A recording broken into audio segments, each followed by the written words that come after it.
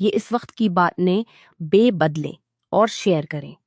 ये इस वक्त की बात है जब मैं अपनी शादी के सिर्फ अपने मायके वापस आ गई थी। मेरी उम्र इस वक्त सिर्फ 24 साल थी और जिंदगी ने इतना बड़ा झटका दिया था कि मैं समझ ही नहीं पा रही थी कि अब आगे क्या करूंगी। मेरा शौहर एक सड़क हादसे में चला गया था और उसके बाद घर का माहौल बिल्कुल बदल गया था। अम्मा और अबू ने मुझे वापस बिला लिया था ताकि मैं अकेली न रहूं। हमारे घर में पहले से ही मेरे मामा और उनकी नई शादीशुदा मामी रहते थे, क्योंकि मामा कुछ साल पहले बीवा हो गए थे और अम्मा ने उन्हें घर पर ही रख लिया था। मामा का नाम राकेश था और उनकी निमामी का नाम सधा था, जो काफी कम उम्र थी। जब मैं घर आई तो सबसे पहले यही देखा, जो काफी कम उम्र थी। जब मैं घर आई तो सबसे पहले यही देखा कि घर माहौल पहले जैसा नहीं था। रात को अक्सर मामा और मामी के कमरे से कुछ अजीब सी आवाजें आने लगती थीं, जिन्हें सुनकर मैं रात भर सो नहीं पाती थी। मैं सोचती रहती कि आखिर मामा और मामी के दरमियान क्या चल रहा है। मामा की उम्र 50 साल के करीब थी, लेकिन उनकी ताकत और तवानाई किसी जवान मर्द से कम नहीं लगती थी। मामी महज 30 साल की थी। वो अक्सर दिन भर थकी हुई और उदास नजर आते।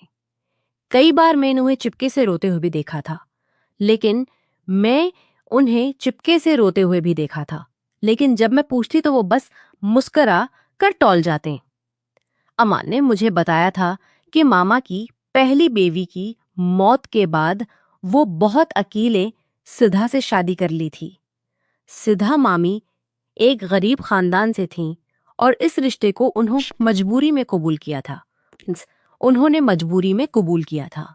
लेकिन अब आहिस्ता आहिस्ता उनके चेहरे पर परेशानी साफ दिखने लगी थी। रात को जब मैं जाग जाती तो अक्सर मामा की तेज आवाज और मामी की दबी हुई कराह सुनाई देती। वो कहते सुनाई देता कि बस थोड़ी देर और सह लो, लेकिन मामी कहती कि अब मुझे होता। मैं दिल ही दिल में बहुत परेशान रहने लगी थी कि अब मुझसे नहीं होता जा। दिन में जब सांप बहुत परेशान रहने लगी थी, दिन में जब सब काम निपट जाते तो मैं मामी के पास बैठकर बात करने की कोशिश करती, लेकिन वो कुछ नहीं बताते हैं। एक दिन मैंने मामा को अकेले में पूछ लिया कि मामा, आप मामी को इतना परेशान क्यों करते हैं। मामा ने मुस्कुराते हुए कहा कि बेटी, तुम अभी छोटी हो, समझ नहीं आती। श्रद्धा को मेरी आदत पड़ जाएगी। उनकी बात सुनकर मैं और भी हैरान रह गई। मामा बाहर से बहुत परसुकून और खानदान के तई जिम्मेदार लगते थे, लेकिन अंदर से उनकी मांग बहुत ज्यादा थी। अम्मा भी कभी कभी मामा से कहते कि राकेश, अब सधा को थोड़ा आराम देने दो, लेकिन मामा हंसकर टौल देते। आहिस्ता आहिस्ता घर का माहौल तनाव से भरपूर होने लगा और वो अक्सर पेट पर हाथ रखकर बैठी रहते। मैंने एक दिन उन्हें किचन में रोते हुए देखा तो मुझसे रहा नहीं गया। मैंने पूछा कि मामी, क्या बात है, आप इतना क्यों रो रही हैं। सधा मामी ने आंसू पूंछते हुए कहा कि बेटी, तुम नहीं समझोगी। तुम्हारे मामा बहुत ताकतवर हैं और मुझे हर रात परेशान करते रहते हैं। मैंने कहा कि मामा तो अच्छे इंसान लगते हैं। मामी ने ठंडी सांस भरकर कहा कि बाहर से सब अच्छे लगते हैं, लेकिन अंदर की बात कोई नहीं जानता। मैंने अम्मा से भी इस बारे में पूछा तो अम्मा ने कहा कि बेटी, ये सब रिश्तों की बात है, तुम मत पढ़ो। लेकिन मैं चुप नहीं रह पा रही थी। रातें अब मेरे लिए सजा बन गई थीं। हर रात मामा मामी के कमरे से आने वाली आवाजें मुझे चैन से सोने नहीं देती थीं। मैं सोचती कि आखिर मामा में इतनी ताकत कहाँ से आती है। उनकी उम्र तो काफी हो चुकी थी, फिर भी वो सधा मामी को हर रात परेशान करते रहते थे। एक दिन मैंने मामा को शाम को कुछ जड़ी बूटियां पीते हुए देखा। मैंने चुपके से पूछ लिया कि मामा ये क्या पी रहे हैं। मामा ने मुस्कुराते हुए कहा कि बेटी ये मेरी आंखों की दवा है, इससे मेरी आंखें मजबूत रहती हैं। लेकिन मुझे शक हो गया कि शायद ये कोई और नुस्खा हो। मैंने अम्मा से पूछा तो अम्मा ने कहा कि तुम्हारे मामा पुराने जमाने के नुस्खे जानते हैं जो ताकत बढ़ाते हैं। आहिस्ता आहिस्ता सधा मामी की हालत बिगड़ती गई। वो अब चलने फिरने में भी दिक्कत महसूस करने लगी थी। कई बार वो लंगड़ा कर चलते तो मैं पूछती, लेकिन वो चुप रह जाते। अम्मा भी फिक्रमंद रहने लगी थीं। एक शाम सद्धा मामी ने मुझसे कहा कि अगर ये हालत रही तो मैं यहाँ नहीं रह पाऊंगी। मैंने कहा कि मामी आप अम्मा से बात करो, लेकिन मामी ने कहा कि अम्मा तो अपने भाई को बहुत मानती हैं, वो कुछ नहीं कहेंगी। मैं सोच में पड़ गई कि आखिर इस घर में क्या हो रहा है। मामा बाहर से बहुत अच्छे लगते थे। वो अबू की मदद भी करते थे घर चलाने में, लेकिन रात का माहौल बिल्कुल अलग था। मैं अपने शौहर की आद में रोती रहती और साथ ही मामा मामी की परेशानी भी मुझे परेशान करती। एक रात मैंने सोचा कि मैं खुद जाकर देखूंगी कि आखिर कमरे में क्या होता है। मैं चुपके से इनके कमरे पास गई कि दरवाजे की पास गई और दरवाजे की दरार से झांक गई और दरवाजे की दरार से झांका। जो मैंने देखा उससे मेरे होश अड़ गए। मामा सधा मामी के साथ इतनी बेरहमी से पेश आ रहे थे कि मामी रो रही थी। मैं वहां से भाग आई और अपने बिस्तर पर लेट कर रोने लगी। अगले दिन मैंने मामा से सीधे कह दिया कि आप मामी के साथ ऐसा मत करो। म- मामा ने गुस्से में कहा कि तुम्हें क्या मतलब है, ये हमारा निजी मामला है। अम्मा ने भी मुझे डांटा कि बीच में मत पड़ो, लेकिन मैं चुप नहीं रह सकी। सुधा मामी दिन बे दिन कमजोर होती जा रही थी। वो अब खाना भी ठीक से नहीं खाती थी। मैंने उन्हें डॉक्टर के पास ले जाने की बात की, लेकिन मामा ने मना कर दिया। वो कहते कि सुधा ठीक है, बस आराम कर रही है। लेकिन मामा ने मना करते थे। घर का माहौल अब बिल्कुल बिगड़ चुका था। अबू भी चुप रहते थे क्योंकि मामा घर की माली मदद करते थे। मैं सोचती रहती कि पैसा कितना बड़ा जहर है जो रिश्तों को भी बर्बाद कर देता है। दहेज एक दिन सधा मामी ने मुझे अकेले में बुलाकर कहा कि बेटी अगर तुम्हें मेरा भला चाहना है तो मुझे यहाँ से ले चलो। मैं इस जिंदगी को और नहीं सह सकती। इनकी बात सुनकर मेरी आंखों में आंसू आ गए। मैंने सोचा कि अब मुझे कुछ करना होगा, लेकिन मामा की ताकत और उनकी जिद के आगे सब बेबस थे। सधा मामी की इस रात की बात सुनकर साने मन में बहुत बेचैनी पैदा हो गई थी। मैं सोच रही थी कि आखिर इस घर में क्या हो रहा है, जहां एक औरत को अपनी जिंदगी से अम्मा से सारी बात हो रही है। अगले दिन मैंने अम्मा से सारी बात बताई तो अम्मा ने पहले तो मुझे डांटा कि तुम बीच में मत पड़ो, लेकिन जब मैंने सधा मामी की हालत का जिक्र किया तो अम्मा भी फिक्रमंद हो गईं। मामा इस दिन घर पर नहीं थे, इसलिए हम तीनों खवातीन बैठकर बात कर रही थी। सधा मामी रोते हुए बोले कि दीदी मैं इस घर में नहीं रह सकती। आपके भाई की ताकत मुझे मार डालेगी। वो हर रात मुझे परेशान करते हैं और मैं अब थक चुकी हूँ। अम्मा ने ठंडी सांस भरते हुए कहा कि सधा मैं समझती हूँ, लेकिन राकेश मेरा भाई है और घर की मुआशी सूरत-हाल भी अच्छी नहीं है। अगर तुम चली गई, घर भी अच्छी नहीं है। अगर तुम चली गई तो घर कैसे चलेगा? मैंने अम्मा से कहा कि अम्मा पैसा इतना जरूरी है कि एक औरत की जिंदगी बर्बाद हो जाए। अम्मा चुप हो गईं। इसी दिन शाम को जब मामा घर आए तो उन्होंने सधा मामी को देखकर पूछा कि तुम्हारी तबीयत कैसी है। सधा मामी ने कुछ नहीं कहा, लेकिन उनका चेहरा देखकर मामा समझ गए। रात को फिर वही सिलसिला शुरू हो गया। मैं अपने कमरे में लेटी हुई थी और दरवाजे की दरार से आवाजें आ रही थी। मामा कह रहे थे कि सदा थोड़े से लो, तुम मेरी बीवी हो। सदा मामी रोते हुए कह रही थी कि अब मुझसे नहीं होता राकेश जी, मैं बहुत थक गई हूं। उनकी बातें सुनकर मेरी आंखों से आंसू बहने लगे। मैं सोच रही थी कि मेरे शौहर के जाने के बाद भी मेरी जिंदगी इतनी मुश्किल क्यों हो रही है। अगले कुछ दिनों तक घर में तनाव बढ़ता गया।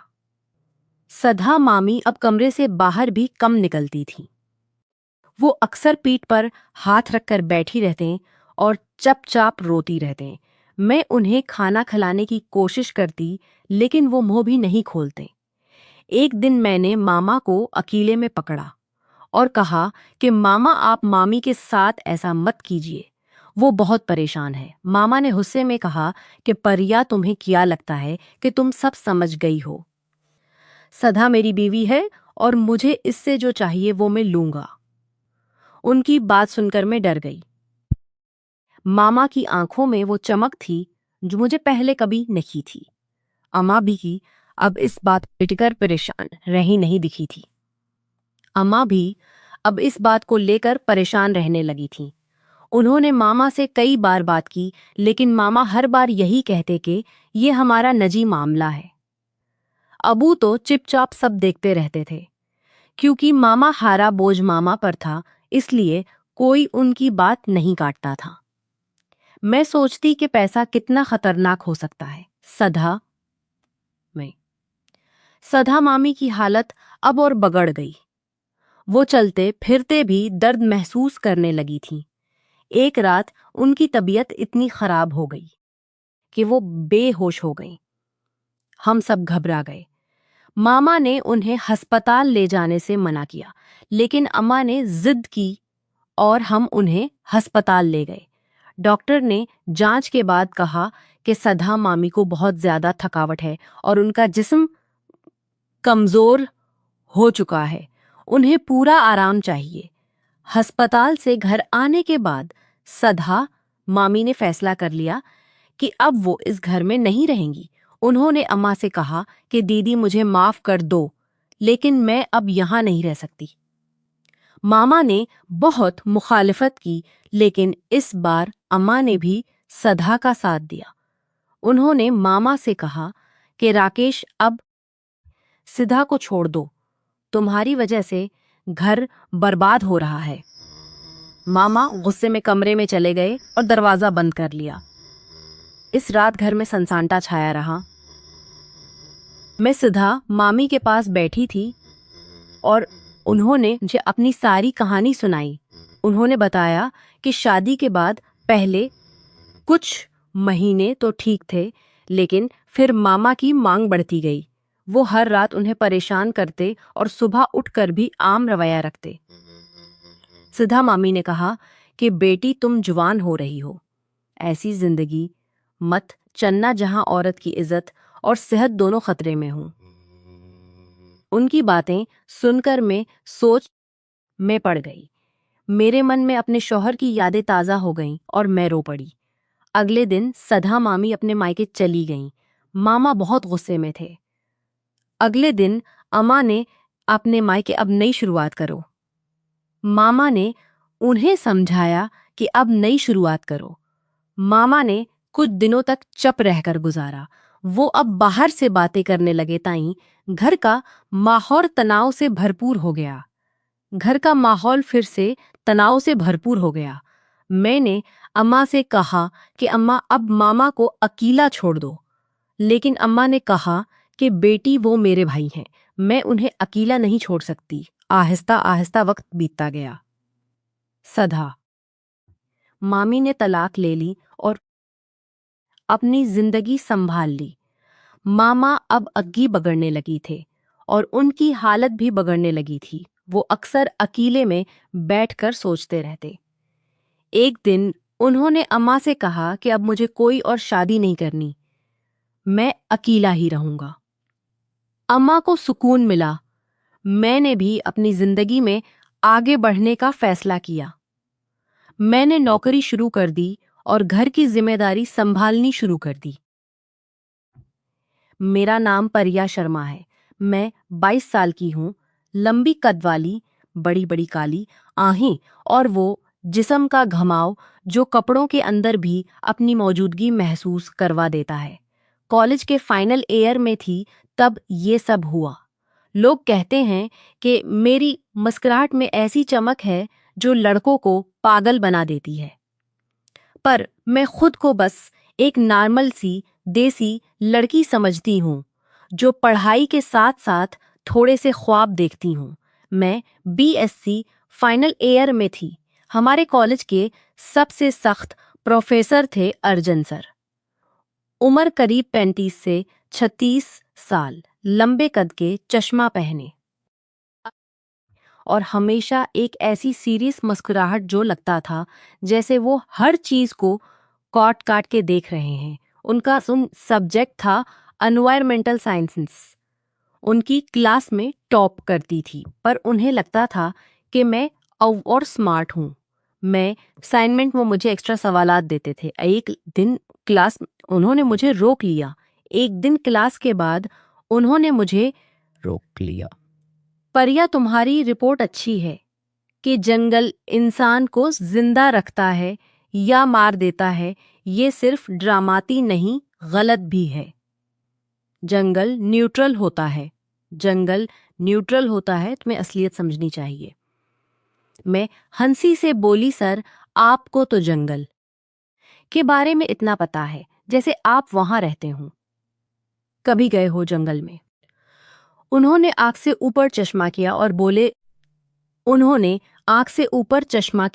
और बोले बहुत बार, पर तुम जैसी लड़कियों को वहां ले जाने का मन नहीं करता। तुम तो एक मच्छर देख के ही चलाने लगती हो। मैं गुस्से में लाल हो गई। सर आपको लगता है मैं इतनी कमजोर हूं? देख लेना एक दिन।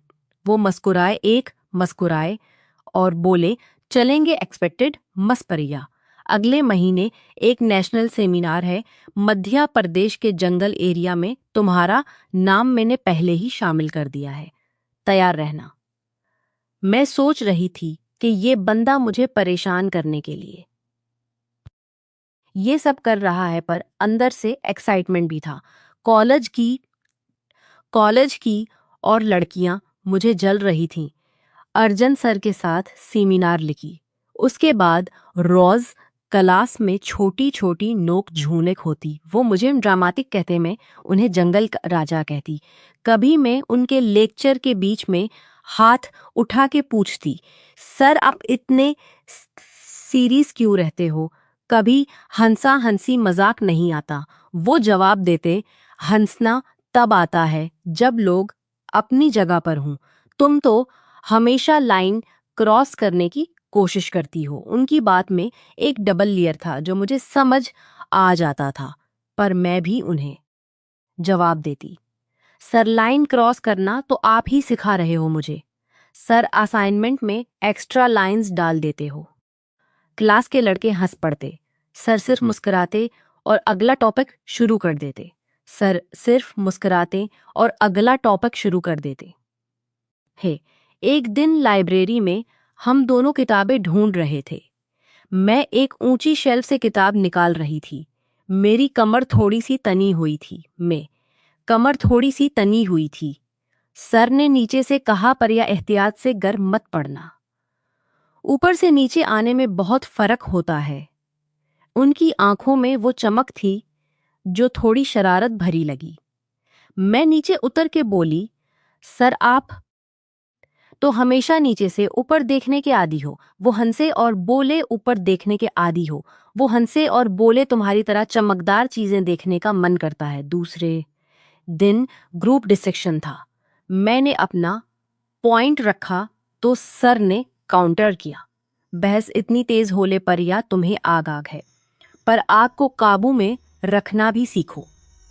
मैंने जवाब दिया, सर आग बुझाने वाले को भी तो आग लगती है ना। क्लास में सनसनाटा छा गया, फिर हंसी का तूफान। सेमिनार के दिन हम बस से निकल गए। ग्रुप में 8 से 10 लोग थे पे।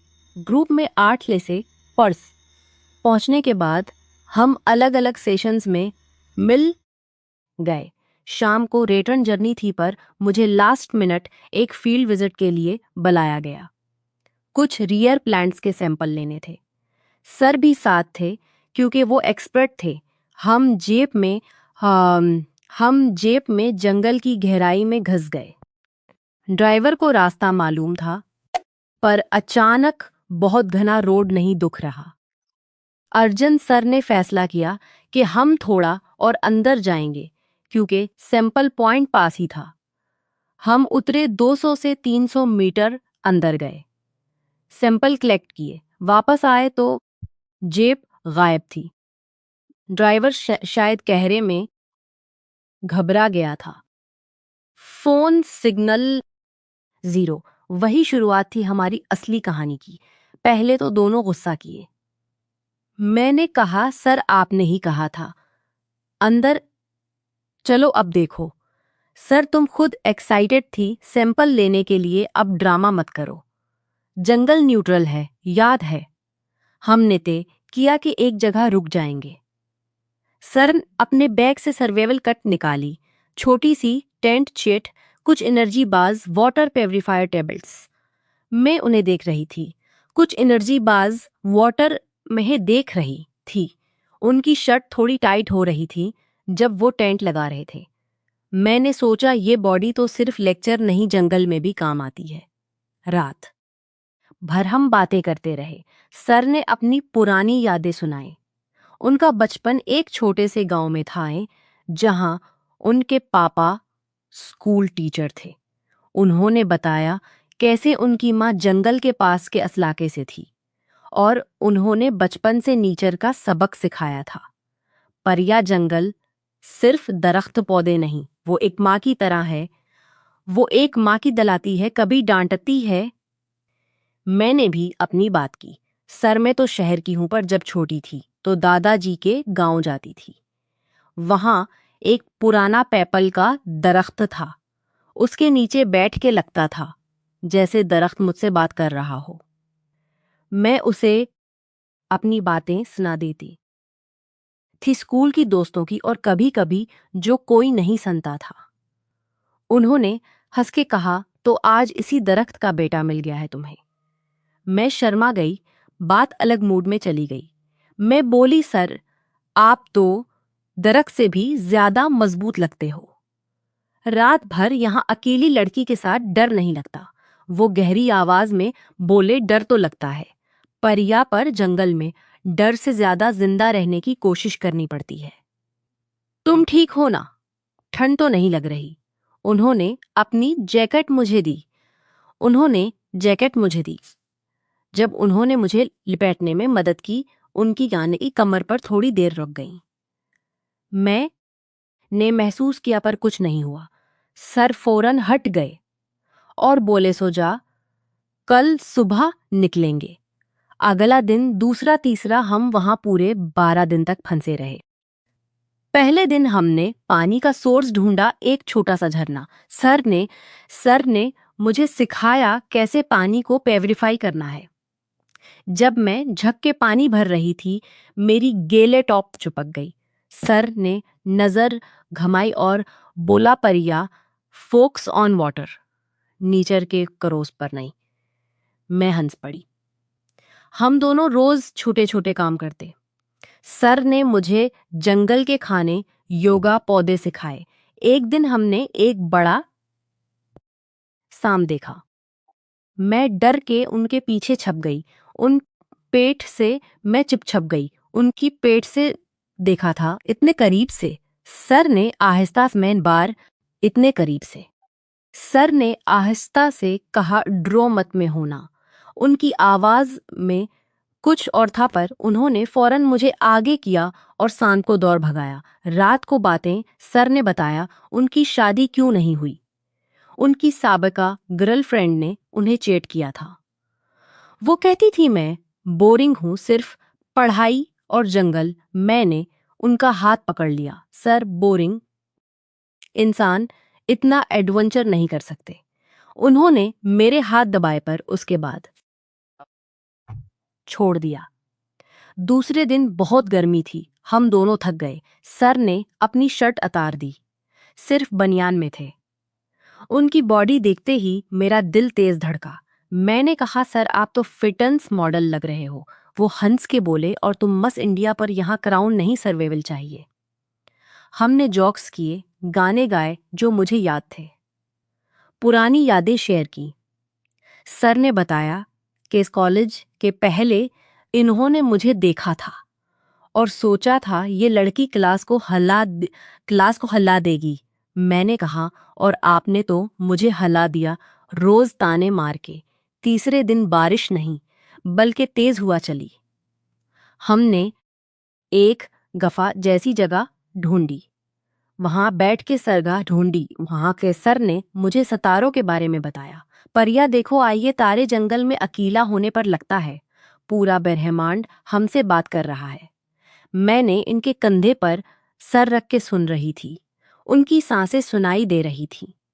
बातें रात भर चलती रहें, बचपन की, खानदान की, ख्वाबों की। सर ने कहा, तुम्हें वो जोश है जो मुझे अपनी जवानी याद दिलाता है। मैंने पूछा, सर अब वो जोश कहाँ है? वो मुस्कराए, शायद जंगल में फिर से जाग रहा है। चौथे पांचवें दिन हमने एक छोटा सा झील ढूंढा। पानी साफ था। सर ने मछली पकड़ने का तरीका सिखाया। हम दोनों भीग गए। कपड़े सूखने के लिए हमने आग जलाई, पास पास बैठे थे। सर बोले, परिया तुम्हारी हंसी सुन के लगता है जंगल भी हंस रही है। मैंने शरारत से कहा, सर आपकी आंखें तो जंगल से भी गहरी हैं, उसमें खो जाने का मन करता है। दोनों हंस पड़े, पर हंसी के पीछे कुछ और था। छठे दिन मेरे पाँव में चोट लग गई। सर ने मुझे उठाकर गफा तक लिया। उनका जिस्म मेरे जिस्म से सटा हुआ था। उन्होंने जख्म साफ किया, पतों से पट्टी बांधी। दर्द हो रहा है ना? मैं रो पड़ी। उन्होंने मेरे पाँव पर हाथ फेरा। मैं हूं ना, सब ठीक हो जाएगा। इस रात उन्होंने मुझे कहानियां सुनाई, पुरानी लोक कहानियां जंगल की। सातवें आठवें जंगल की। सातवें आठवें दिन हमने एक दूसरे को और समझा। सर ने अपनी कमजोरियां बताएं, कैसे वो लोगों से दूर रहते हैं क्योंकि डर लगता है फिर से धोखा हो। मैंने अपनी बताई, अकेले पिन, खानदान का दबाव, मुस्तकबिल का डर। हमने साथ में पानी लिया, फल तोड़े, आग जलाई, नोक झोंक जारी थी। सर अब बूढ़े हो रहे हो, आहिस्ता चलते हो। परिया तुम अभी बच्ची हो, जल्द बाजी मत करो। नवें 10वें दिन हम एक दूसरे पर मुनहसर हो चुके थे। एक दिन तेज तूफान आया।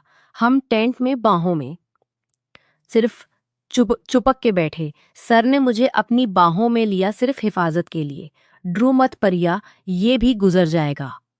उनकी गर्मी महसूस हो रही थी, पर कुछ नहीं हुआ, सिर्फ दिलों की धड़कनें। 11वें दिन हमने रेस्क्यू सिग्नल भेजा। 12वें दिन हेलीकॉप्टर आ गया। वापस आने के बाद सब बदल गया।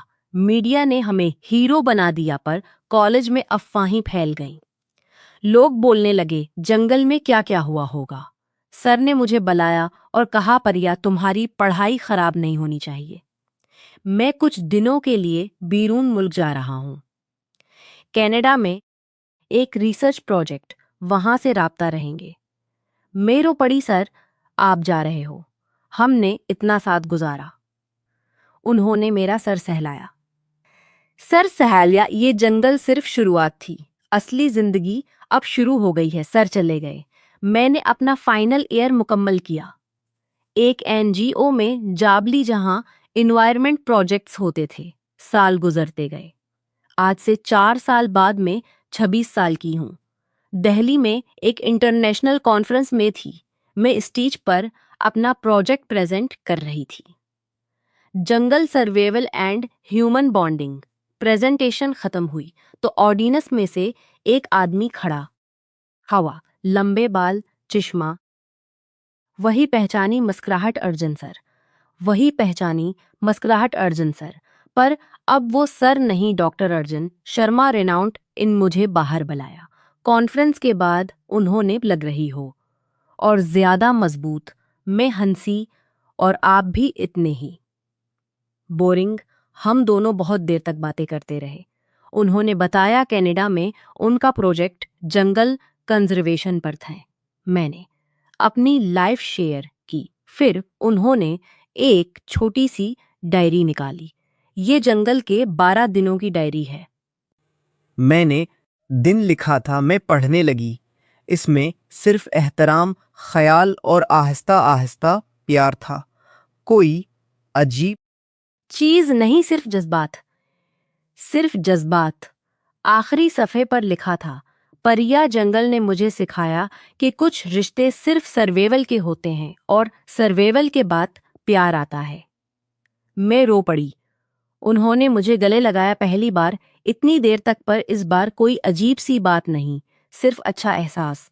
फिर उन्होंने कहा, परिया मैं वापस इंडिया आ गया हूँ परमानेंटली, और अब मैं सिर्फ एक सवाल पूछना चाहता हूँ, क्या मुझे तुम मौका दोगी असल रिश्ता शुरू करने का, बगैर जंगल के, बगैर सर्वाइवल के, सिर्फ हम दोनों। मैंने उनकी आंखों में देखा और बोली, सर अब आप सिर्फ सर नहीं अर्जुन। हाँ, पर एक शर्त है। क्या हर साल एक बार हम इसी जंगल में जाएंगे, बस यादें ताज़ा करने के लिए। वो हंस पड़े। डेल। और ये थी मेरी कहानी। जंगल ने हमें अलग किया, जंगल ने ही जोड़ दिया। कभी कभी सबसे गहरा राब्ता अल्फाज, साथ और वक्त से बनता है। ये कहानी जो शुरू हुई थी बहुत सी छेड़छाड़ और तानों से जंगल में ख़त्म होने वाली थी, और फिर सालों बाद एक ऐसे मोड़ पर पहुंची कि मैं खुद हैरान रह गई। ये कहानी सिर्फ टीचर स्टूडेंट की नहीं है, ये है दो इंसानों की जो एक दूसरे से बिल्कुल अलग थे, फिर वक्त ने उन्हें साथ बांध दिया।